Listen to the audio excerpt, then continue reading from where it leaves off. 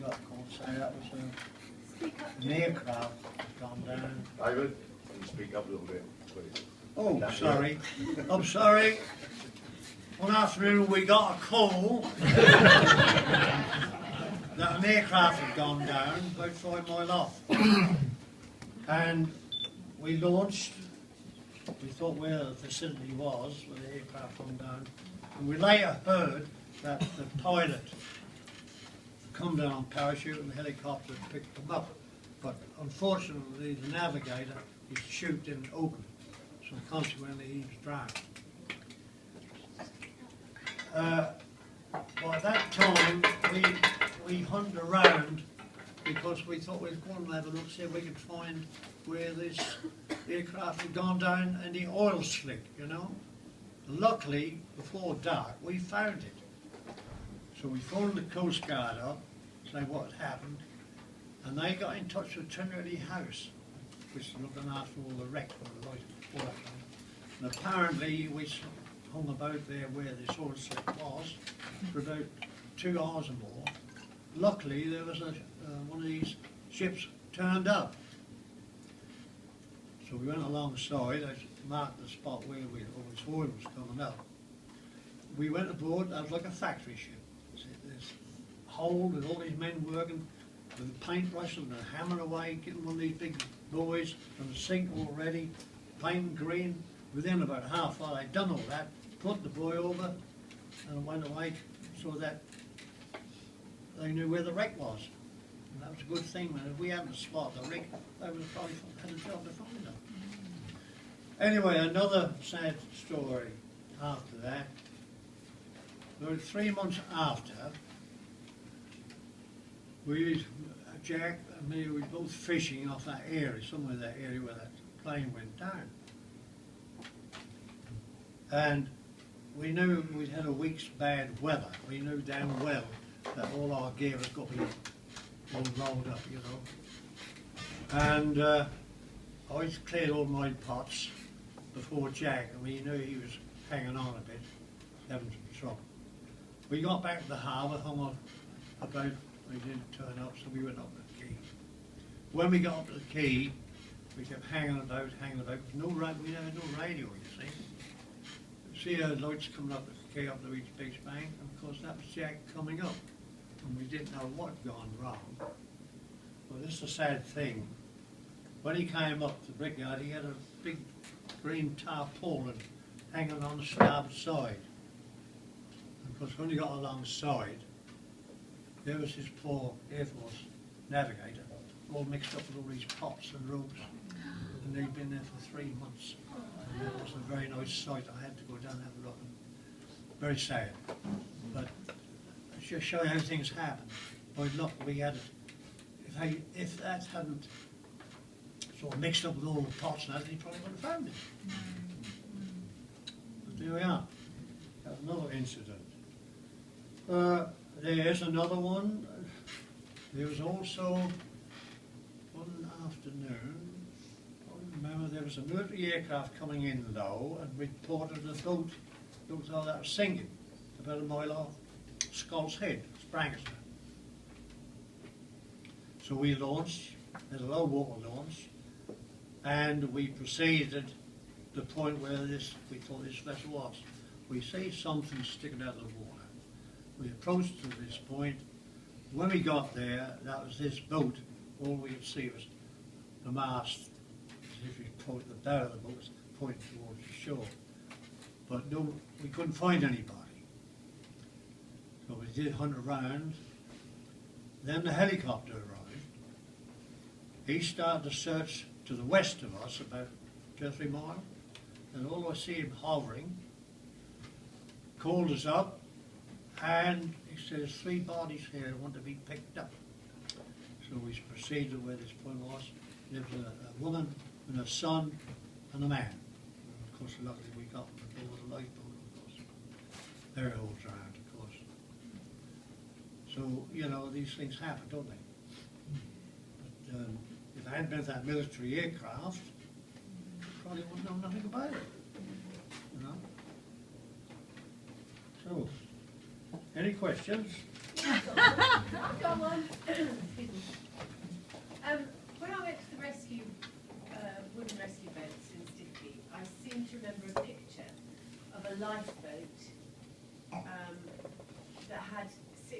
7 coxes on it, and a picture of somebody's mother or aunt sitting at home in the kitchen, or a story of her sitting at home in the kitchen.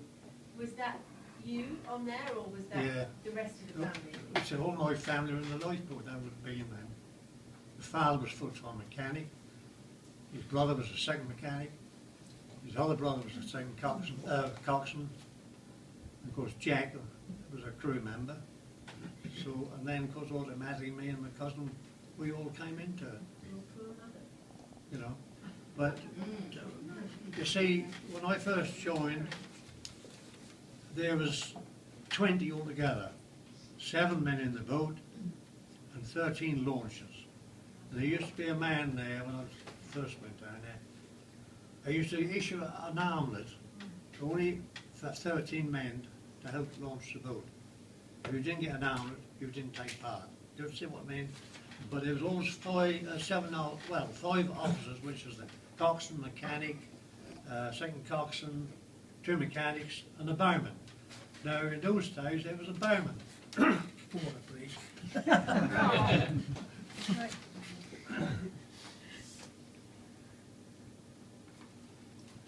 Lovely job. I'm afraid you don't get a bowman now because you've got all your radar, haven't you? You know what bowman's for, don't you? Well, in those days when the sailing route was there, the bowman was, when I went alongside the wreck, there was always a bowman for a lookout man, because in those days, Wells Harbour was very poorly lit.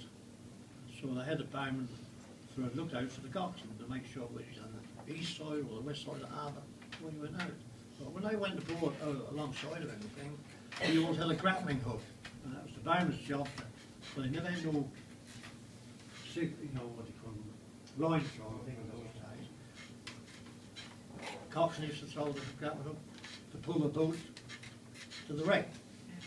When we had a bowman, but they don't have a bowman now because they technology.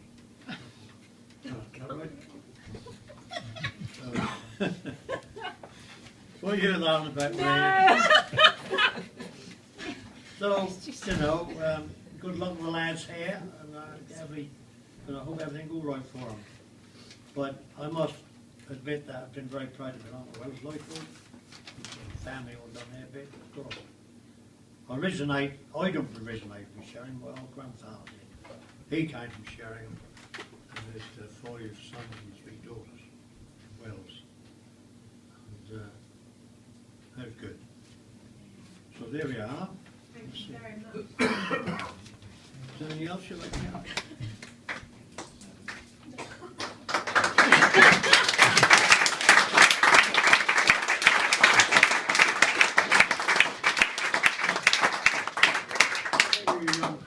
Any questions you'd like to ask me?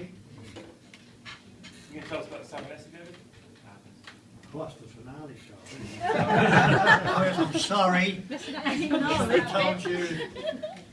What did Sarah Kay The know? answer. Yes, well, there's quite a lot, isn't there? I just wonder what time I got. All the time for anybody, yeah. Loads of time. Sarah Kay was just off more west of Wales, wasn't it? Yeah. Hey? You can't hear her, you know. Oh, I haven't spoken.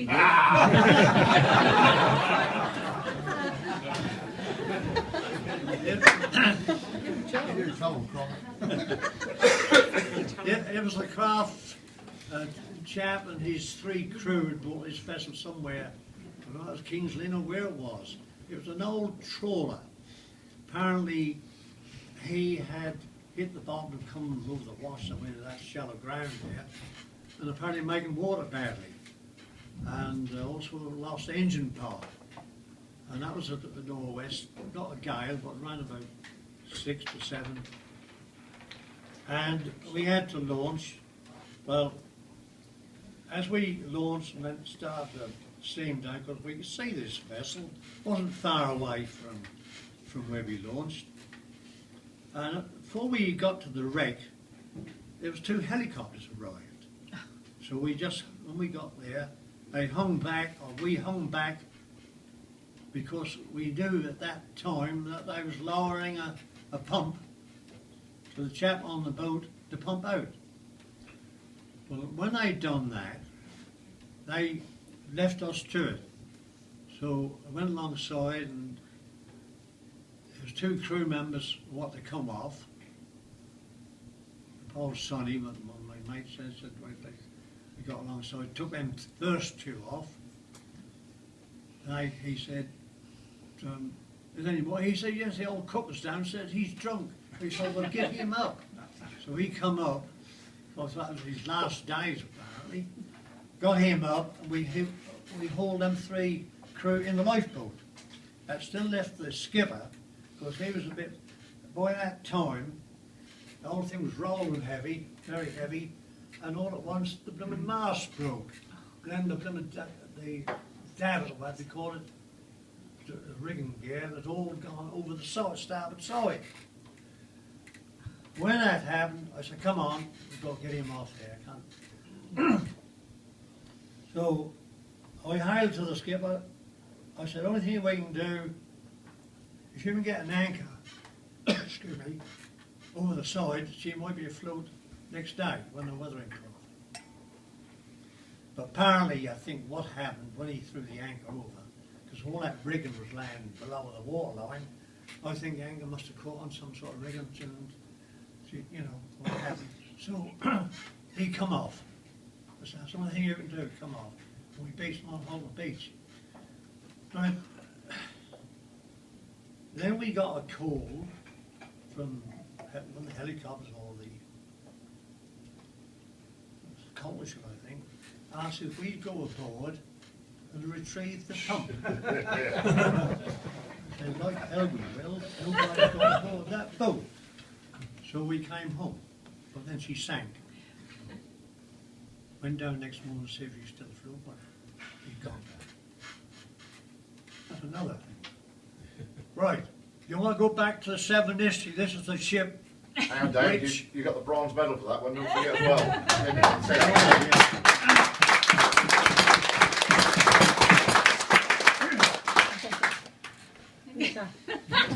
Well done, Deb. That do help. Miss Rum. That's his rum. Would you want some rum as well? All in good time. All right. Right. Let me get this right now. The Seven Nesty has got a call from the no, David Case told me there's a problem off here, and he said they're having trouble launching from a lifeboat and Sheringham they can't get away. When I got down to the boathouse, all the crew were there. David Case come up to me and said, Coast Guards will have a word with you. So I did. And they said they've got a ship in trouble there, lost 2 anchors, and the tide ratio is going to the west. There's an easterly gale blowing, snowing, and they request a lifeboat to stand by if she got ashore. Would have been a very funny old position if she had it on. So right, I said, Dave said, what do you want to do? So I told the Coast Guards, we got a launch. You got a launch? Yeah, I said, we'd have a go. So we did. And I told my crew that day, I said, I'll tell you straight, this isn't a job for us. That's for the big boats. Cromer apparently can't get away, something's wrong. Humber boat, the big boat in the Humber, they can't release her because there's another casualty on Foley Brig. So they eventually they sent the Bridlington lifeboat after her. So they told the Humber boat to come and help us. But that morning, I said to my crew, it's up to you what you want to do. I give them the option. I said, well, let's go down to the harbour and see what it's like.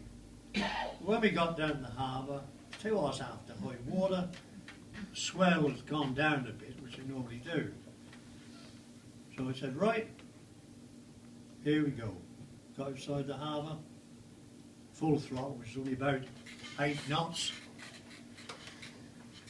20 minutes going off, really hit some funny old stuff. Some heavy sea, she filled up right up to here, more than once, and luckily that soon went out, but she was taking water very, Then the next thing, the radar went. And of course, all at once I noticed the crew had gone quiet. I thought, oh, we got something here. But I still determined to go. And that was snowing, visibility about 5 yards, if that. Northeast gale, heavy sea. I'd always take my compass course when I leave harbour, where I'm going, and also the time. So I went northeast for about 2¼ hours. Tony was coxswain, second coxswain. And we was only doing about half speed, 4 knots, but I can honestly say that boat was never cold. She was a superb seaboat. She was plodding along even at 4 knots. And that took us about 2¼ hours, and I'd ease the engines down and so I'd just hang around see if we see anything. And I said to Sonny, Graham at the time, get that drogue ready, because if I turn off these seas, we've got to have the drogue out running home. Well, within about a quarter of an hour, Sonny said, drogue is ready, David, he said. I said, well, hang on a minute, I think I can see something. Straight ahead of me was like a huge shadow, that's what it looked like. I said, there she is, look. There's 1 ship, there's 2 ships, there's 3 there. There's the North Sea ferry there, and another ship trying to get the line aboard. Well, luckily, it pleased me a lot, because we set out that morning. We never had radar to guide us. It was all basic, see compass and time and everything, and we were spot on. And I was so pleased that we got there and stood there to remain on duty till relieved. But by that time, about 2:30, we heard that the Humber lifeboat was on its way. Well, the Humber lifeboat is one of the big RNLI boats, capable of 18 knots. They said that we'd be there within a half hour. So they said, relieve the Wells boat and come home. Of course, then I had my last, worst position was running in those seas coming home, but we did. But anyway, what happened was, I was speaking to Brian Bevan, the coxswain of Humber, when I went to London to meet him and the crew. He said, we could only do 8 or 9 knots. Although we was in the wheelhouse, we was a bit more comfortable than what you were, but we had to keep chipping the ice off everything. He had, from the Humber where he launched, he had 37 miles to come. And he told me when they reached the casualty, the flood tide started to run sea, so the tide had turned, going to the east a bit. The only thing is, with an easterly wind and the tide going, the wind had made the seas even worse. So anyway, he told me that there was a tug arrived. The tug skipper wouldn't allow his crew to go on deck because the weather conditions were too bad. So they decided that the North Sea ferry and this other ship guided this foreign vessel further out to sea and go further out towards the Humber, and they escorted back into the Humber. And to me, that was a good job done. But even so, we lost radio contact when we was all that way. We was doing some relay systems with the North Sea ferry to help us a bit.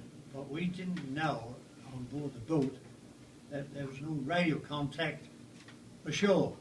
And a lot of people at that time had a lot of these shortwave radios, you know, they shipped ashore. And a lot of people thought Wells boat had gone, never heard a thing. But it wasn't until round about 7 o'clock, that was when the snow started to let up, and Graham, he said, I think I can see a light. I thought, Christ, I want to see something. And of course, by that time, we saw a very bright light. David Case called us up on the radio, also the Wells Coast Guard. They were so relieved because they thought the worst, you know. So don't take any notice of that bright light, glass on Lancaster, or Overy Beach, something, or right on Overy, something like that. So we put a flare up. Then there was a call came through from Branxton. Scott 1, Wells Lifeboat. we seen your flare. You're lying about a mile north of Brankston Golf Course. Straight away, I give me a beer. Turn around, east of course, 2 hours getting up to Wells Harbour. We still hadn't finished that voyage because when we got to the harbour, the strand line, young Wardy, sadly he's gone, and John Cooper came down just inside the bar, didn't come outside. He could see us coming up. He called us up on the radio. He said, keep coming up a bit more to the eastern, and then I'll tell you when to come in. So we did, kept coming up, and I said to Sonny, before we put in, give her the lot, the drogue, because we had 23 fathom out, so we had 30 fathom. I said, put the lot out. Well, of course, when you see this light, he said, no, you come straight for us now, he said. So he was acting as a good lighthouse for us. So we went straight in, 3 huge seas breaking, which he come in like a devil, huge bird. And that was the end of that trip. I'm glad to be home. That's a funny old trip. How high was the seas now? Do you want me to let me have to tell about your little bit? No. How high do you estimate the seas were? Because I had the old type of sou'wester and the old skin. I was on board the Strand Line. Oh, were you? Really? I've never been so scared in my life. Because Wardy said as we went out, keep an eye on every buoy so we know where we are. And suddenly I heard Wardy use language that I can't use tonight. And he said, I've lost sight of the buoys. I'm in the harbour entrance. Yeah. The waves are coming in, breaking. I can't stay here. I'm going to have to turn port or starboard. He said, I don't know which way to turn without running aground. So I suppose he assumed that the tide was running to the east from the west and turned westward and turned. And at the point, he put the light up vertical, Yeah. so you could see Yeah. your way in. Good light. But at that moment, I thought, what the hell am I doing here? With 4 children on shore and a wife, and, you know, if we run aground, we've had it. Oh, yes. Possibly. And when, I must say, you didn't mention when you came ashore, some of the crew were frostbitten, and they could barely stand, could they? Well, all I want to do is get a bath. That's what I want. The bath or the bar? On the way out, Bath or the bar? on the way out, when you were launching, I gave boy Court a pair of huge mittens. When he came ashore, he said, these things saved my life. He said, it was so cold. Yeah, well, I can vouch for that because I had a pair of these oiled mittens, and because I was on the wheel quite some time, and what I kept doing is just wringing the salt water out and put them back on again. And you'd be surprised. And I told Tony Jordan, his hands are very cold. I said, Tony, just try these. Bring them mittens out and put them on. He wouldn't believe it. He said how warm they were once got them on, you know. So they were good, them oiled mittens. But one little thing I want to say, Freddie was on the quay when we got up, because we tied up alongside the ship. And I had an oilskin on.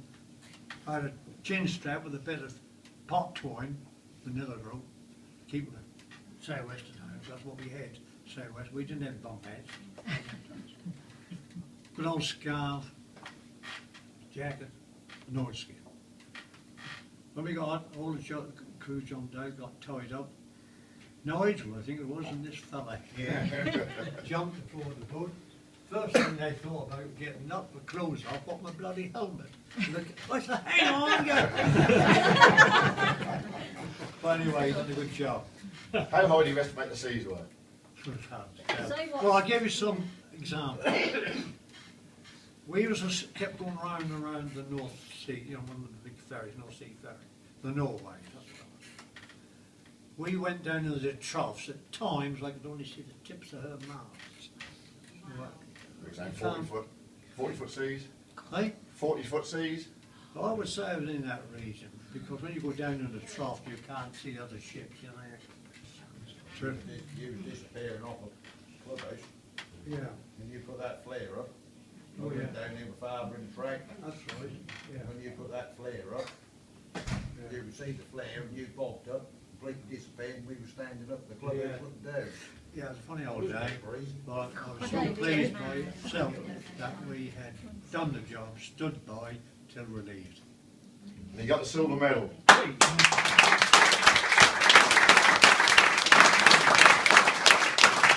Apparently, Coxswain, the Humber Lifeboat, of course, he got the bronze, gold and silver that year, but I always remember went to London, the Festival Hall to receive the medal. And we stood in the wings of this huge stage, all these people. We stood there with a Humber crew. When the turn called me out, oh, what an ordeal. Go up these 3 steps on the stage, and there's all these mayors with all that chain of officers, all London boroughs. Must have been 40 of them. Then there's the chairman of the RNLI and also the Duke of Kent, who presented the medal.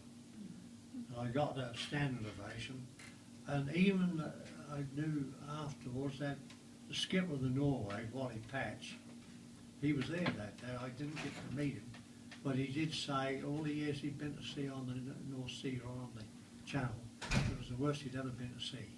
And apparently I had a lot of trouble when I got back to Hull with all the cars and that sort of thing on board, all smashed up, you know. Yeah, but we survived, and I'm glad we did. Wow.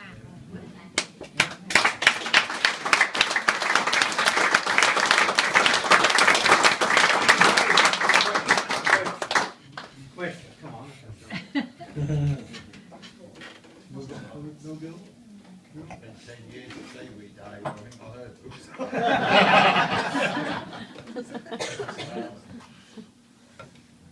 We'll see. David, Yeah. it's been a pleasure to listen to you. I think the old fruit must be getting a bit dry now. Yeah, they might have a roll out.